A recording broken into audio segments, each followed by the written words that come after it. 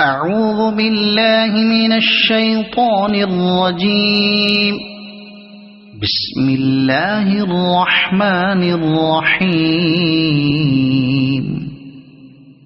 لا أقسم بهذا البلد وأنت حل بهذا البلد ووالد وما ولد لقد خلقنا الإنسان في كبد أيحسب أن لن يقدر عليه أحد يقول أهلكت مالا لبدا أيحسب أن لم يره أحد ألم نجعل له عينين ولسانا وشفتين وهديناه النجدين فلاقتحم العقبة وما أدراك ما العقبة فك رقبة